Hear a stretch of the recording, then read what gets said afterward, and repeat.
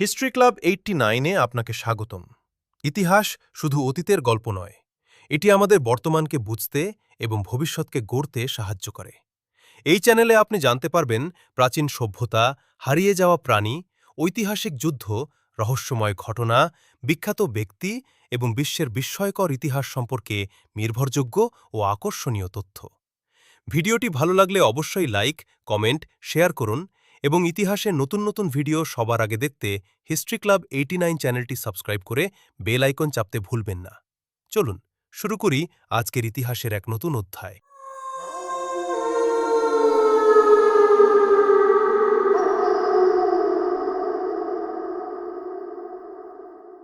Great okay, উড়তে না পারা এক সমুদ্র পাখির করুণ জীবনী।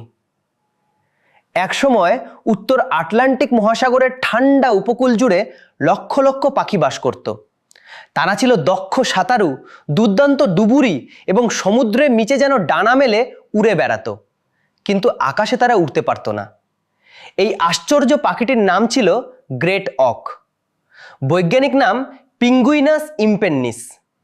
দেখতে অনেকটা আজকের পেঙ্গুইনের মতো হলেও গ্রেট ওক আসলে পেঙ্গুইনের আত্মীয় ছিল না। তারা ছিল উত্তর গোলার্ধের ওক পরিবারের একটি বিশাল আকার সামুদ্রিক পাখি। আজ পৃথিবীর কোনো সমুদ্র তীরে গ্রেট ওক দেখা যায় না। তাদের শেষ নিশ্চিত জীবিত জোড়াটিকে 1844 সালে হত্যা করা হয়। এরপর ধীরে ধীরে এই পাখি পরিণত হয় ইতিহাস, জাদুঘরের স্পেসিমেন এবং মানুষের করা একটি বড় পরিবেশগত ভুলের প্রতীকে। গ্রেট ওক ছিল শক্তপোক্ত, ভারী শরীরের পাখি। মাথা, ঘাড় এবং পিঠের বেশিরভাগ অংশ ছিল কালো। বুক ও পেটের অংশ ছিল সাদা। তার সবচেয়ে পরিচিত বৈশিষ্ট্য ছিল চোখের সামনে থাকা একটি বড় সাদা দাগ। দেহের তুলনায় ডানা ছিল ছোট। এই ছোট ডানার কারণে গ্রেট ওক আকাশে উড়তে পারত না, কিন্তু প্রকৃতি তার ডানাকে অন্য একটি অসাধারণ কাজে ব্যবহার করার উপযোগী করে তুলেছিল। গ্রেট ওক পানির নিচে ডানা ব্যবহার করে দ্রুত সাঁতার কাটতে পারত, অর্থাৎ যে ডানা আকাশে তাকে উড়াতে পারত না, সেই ডানাই তাকে সমুদ্রের নিচে শিকার ধরার জন্য অসাধারণ ক্ষমতা দিয়েছিল। স্মিথসোনিয়ানের তথ্য অনুযায়ী তাদের ডানা পানির নিচে চলাচলের জন্য বিশেষভাবে অভিযোজিত ছিল। গ্রেট অককে দেখলে প্রথমেই পেঙ্গুইনের কথা মনে হতে পারে। দুটিই উড়তে পারে না, দুটিই পানিতে দক্ষ, দুটির শরীরের রঙেও কালো ও সাদার মিল রয়েছে, কিন্তু তারা একই পরিবারের প্রাণী নয়। পেঙ্গুইন মূলত দক্ষিণ গোলার্ধে বিবর্তিত হয়েছে, আর গ্রেট ওক বাস করত উত্তর আটলান্টিক অঞ্চলে।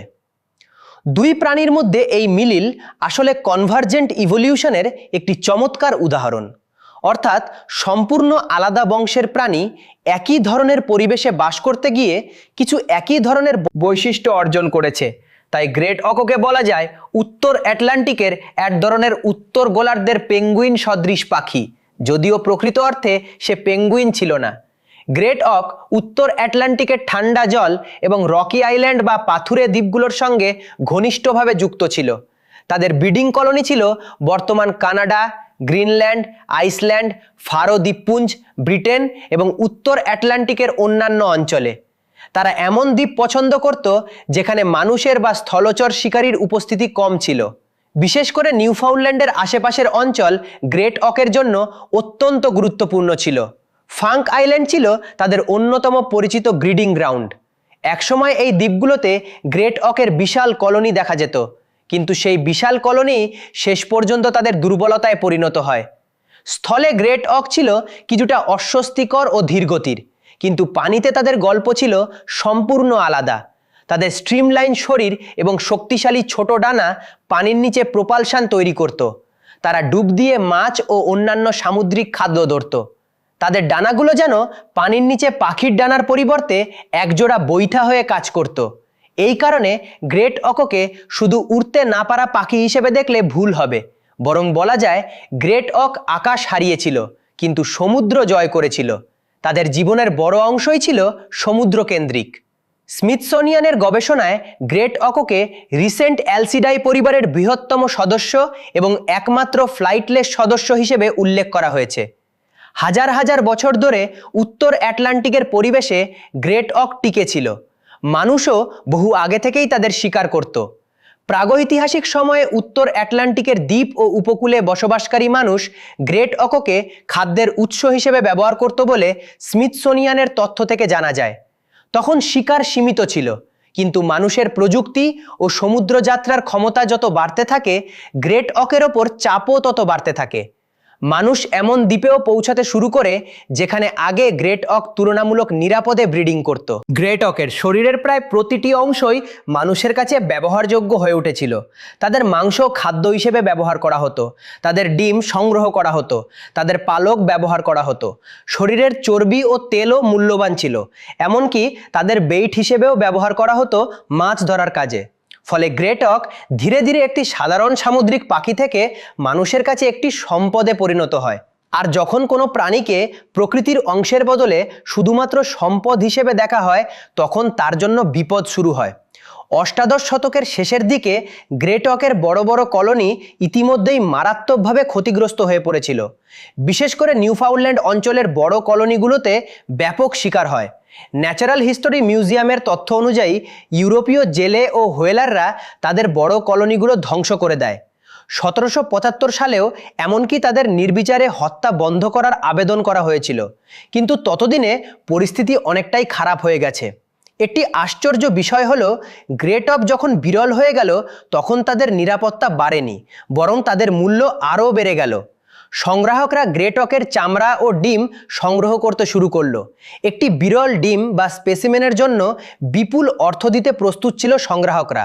ফলে একটি প্রাণী যতই কমতে লাগলো, মানুষের আগ্রহ ততই বাড়তে লাগলো। এটি ছিল এক ভয়ঙ্কর চক্র।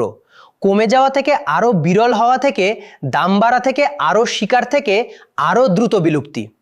ন্যাচারাল হিস্টোরি মিউজিয়াম জানায় 1800-এর দশকের শুরুতে সংগ্রাহকদের চাহিদা গ্রেট অকের ওপর চূড়ান্ত চাপ তৈরি করে। এবার আসি গ্রেট অকের ইতিহাসের সবচেয়ে করুণ ঘটনায়। সময় 1844 সালের জুন মাস। স্থান এলডেই আইল্যান্ড, আইসল্যান্ডের কাছে। সেখানে শেষ পরিচিত ব্রিডিং পেয়ারের সন্ধান পান কয়েকজন সংগ্রাহক। পাখি দুটিকে ধরা হয়, তাদের হত্যা করা হয়, আর তাদের একমাত্র ডিমটিও ধ্বংস করা হয়। এই ঘটনায় গ্রেট অকের বিলুপ্তির প্রতীক হয়ে আছে।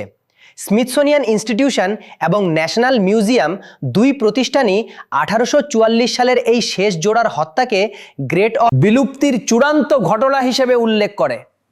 ভাবুন, হাজার হাজার বছর ধরে একটি প্রাণী পৃথিবীতে টিকে ছিল, তারপর মাত্র কয়েক শতাব্দীর মানব শিকারের ফলে তার সংখ্যা কমতে কমতে এমন জায়গায় পৌঁছালে যেখানে শেষ পর্যন্ত মাত্র একটি জোড়া অবশিষ্ট রইল, আর সেই জোড়াটিও মানুষের হাত থেকে রক্ষা পেল না। 1844 সালের পর গ্রেট অকের আর কোনো নিশ্চিত ব্রিডিং পপুলেশন পাওয়া যায়নি। তবে 1852 সালে নিউফাউন্ডল্যান্ডের কাছে একটি গ্রেট অক দেখার দাবি রয়েছে।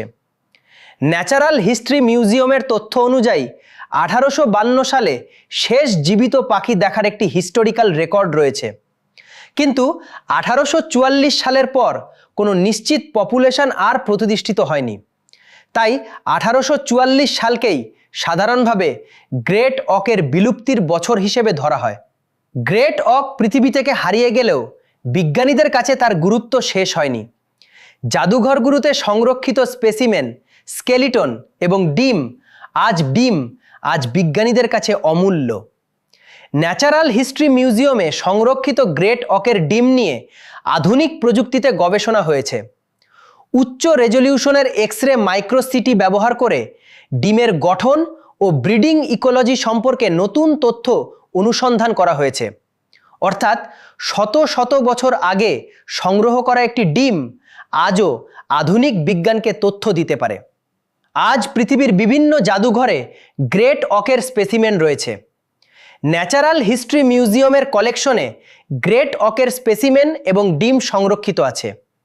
স্মিথসোনিয়ানের ন্যাশনাল মিউজিয়াম অফ ন্যাচারাল হিস্ট্রিতেও 1834 সালে সংগ্রহ করা একটি গ্রেট অকের স্পেসিমেন প্রদর্শিত হয়েছে। এই স্পেসিমেনগুলো এখন শুধু মৃত প্রাণীর দেহ নয়, এগুলো পৃথিবীর জীব বৈচিত্র্যের ইতিহাসের দলিল। তারা আমাদের মনে করিয়ে দেয়, একটি প্রাণী বিলুপ্ত হয়ে গেলে তাকে কেবল ছবিতে দেখা যায়, অথবা মিউজিয়াম কালেকশনের মাধ্যমে বোঝা যায়। বর্তমান বিজ্ঞানে এক্সটিংক্ট স্পিসিস নিয়ে জেনেটিক রিসার্চ অনেক এগিয়েছে, কিন্তু গ্রেট অককে হুবহু ফিরিয়ে আনা অত্যন্ত জটিল। কেবল ডিএনএ থাকলেই একটি প্রাণীকে আবার পৃথিবীতে ফিরিয়ে আনা সম্ভব হয় না। দরকার সম্পূর্ণ জেনেটিক ইনফরমেশন, উপযুক্ত রিপ্রোডাক্টিভ টেকনোলজি, সারোগেট স্পিসিস এবং সবচেয়ে বড় কথা, তার জন্য উপযুক্ত ইকোসিস্টেম। তাই আজকের দিনে গ্রেট অককে ফিরিয়ে আনার চেয়ে তার ইতিহাস থেকে শিক্ষা নেওয়াই বেশি গুরুত্বপূর্ণ। গ্রেট অকের বিলুপ্তি আমাদের একটি কঠিন সত্য শেখায়। কোনো প্রাণী যদি আজ প্রচুর সংখ্যায় থাকে, তার মানে এই নয় যে সে চিরকাল নিরাপদ। মানুষ যদি অতিরিক্ত শিকার করে, ডিম ও বাসা ধ্বংস করে এবং একটি প্রাণীর প্রতিটি অংশকে বাণিজ্যিক সম্পদ হিসেবে ব্যবহার করে, তাহলে খুব অল্প সময়েই পরিস্থিতি বদলে যেতে পারে। গ্রেট অকের ক্ষেত্রে হ্যাবিট্যাট লস ছিল প্রধান কারণ নয়, তাদের পতনের মূল কারণ ছিল মানুষের দীর্ঘদিনের এক্সপ্লয়টেশন বা অতিরিক্ত ব্যবহার। ন্যাচারাল হিস্ট্রি মিউজিয়াম গ্রেট অকের বিলুপ্তিকে মানুষের অতিরিক্ত শোষণের একটি শক্তিশালী উদাহরণ হিসেবে তুলে ধরে। একসময় উত্তর আটলান্টিকের পাথুরে দ্বীপগুলোতে হাজার হাজার গ্রেট অক একসঙ্গে বাস করত। তারা আকাশে উঠতে পারত না, কিন্তু সমুদ্রের নিচে তারা ছিল অসাধারণ দক্ষ। তাদের ছোট ডানা পানির নিচে তাদের চলার শক্তি দিয়েছিল। তারা ছিল প্রকৃতির এক অনন্য সৃষ্টি। কিন্তু মানুষের লোভ, শিকার এবং সংগ্রহের চাহিদা তাদের সংখ্যা ধীরে ধীরে কমিয়ে দেয়। শেষ পর্যন্ত 1844 সালে শেষ পরিচিত ব্রিডিং পেয়ারটিও মানুষের হাতে মারা যায়। আজ গ্রেট অক আর নেই, কিন্তু তার গল্প রয়ে গেছে। রয়ে গেছে জাদুঘরের স্পেসিমেনে, রয়ে গেছে পুরনো ডিমের খোসায়, রয়ে গেছে বিজ্ঞানীদের গবেষণায়, আর রয়ে গেছে আমাদের জন্য একটি সতর্ক বার্তা। কোনো প্রাণীকে বিলুপ্ত হওয়ার পর বাঁচানো যায় না, তাই প্রকৃতিকে রক্ষা করার সবচেয়ে ভালো সময় হলো বিলুপ্তির আগে। গ্রেট অক হয়তো আর কখনো উত্তর আটলান্টিকের ঠান্ডা জলে সাঁতার কাটবে না, কিন্তু তার গল্প আমাদের মনে করিয়ে দেবে পৃথিবীর কোনো প্রাণী মানুষের অতিরিক্ত লোভের চেয়ে বড় নয়। এটাই অকের করুণ জীবনী, এটাই এক হারিয়ে যাওয়া পাখির ইতিহাস। হিস্টোরি ক্লাব 89 ইতিহাসের পাতায় হারিয়ে যাওয়া প্রাণীদের গল্প।